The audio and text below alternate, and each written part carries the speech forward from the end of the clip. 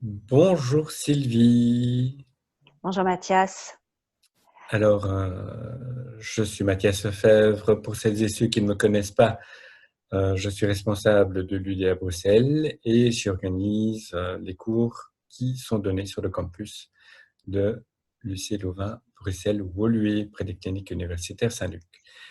Moi, j'ai le plaisir de vous présenter Sylvie Estève, qui est licenciée en histoire de l'art, guide conférencière et qui va vous proposer comme durant cette année académique, cet été, un nouveau séminaire.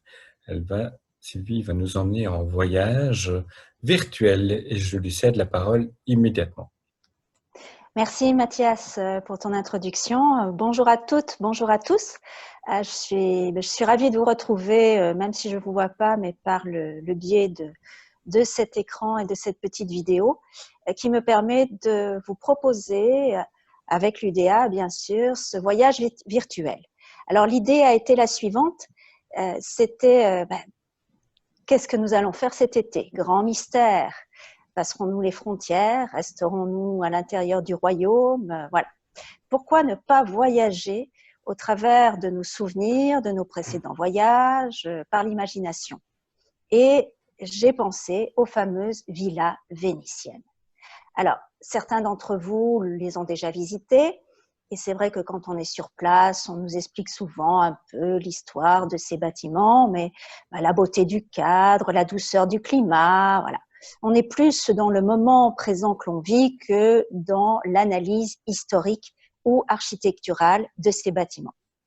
C'est ce que je vous propose au travers de ces capsules, c'est d'aller beaucoup plus avant et de partir à la découverte de ce que sont ces villas, puisque ces villas vénitiennes, c'est l'origine de la villa.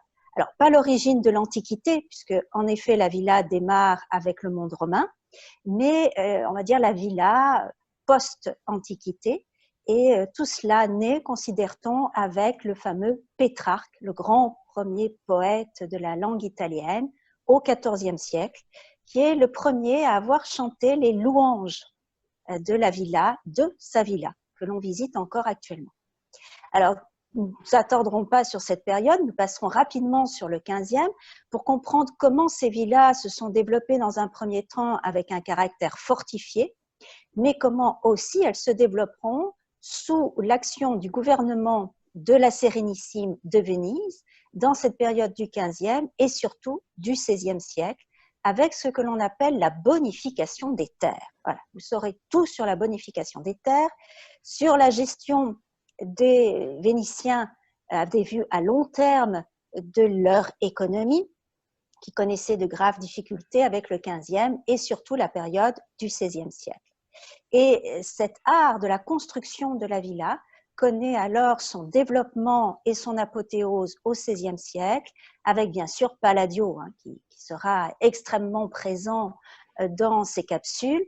Ainsi, nous découvrirons les extérieurs de ces villas, les intérieurs, les fresques, pourquoi elles ont été construites là, par qui sont les commanditaires. Et cela nous permettra aussi de rencontrer Véronèse, eh oui. Véronèse, c'était ce fantastique peintre vénitien qui réalisera de splendides fresques dans la villa Barbaro, construite par Palladio, et qui, bien sûr, travaillera aussi à Venise. Alors là, nous ferons une petite entorse puisque nous nous attarderons un peu sur certains travaux de Véronèse et notamment la fameuse dernière scène que nous détaillerons à loisir, construite d'ailleurs dans un bâtiment pas construite, mais peinte dans un bâtiment construit par Palladio. Voilà, j'espère que j'ai été assez claire. C'est un grand voyage, un voyage très beau auquel je vous invite, tout en restant bien sagement chez vous. Eh bien, merci Sylvie pour cette belle introduction.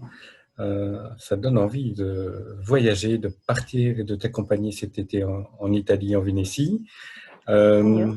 À titre pratique, le cours se donnera sous forme de capsule vidéo qui vous sera transmise et il y aura une dernière séance de cours qui, elle, sera en direct pour répondre aux questions que vous avez, que vous vous posez. C'est bien ça, Sylvie?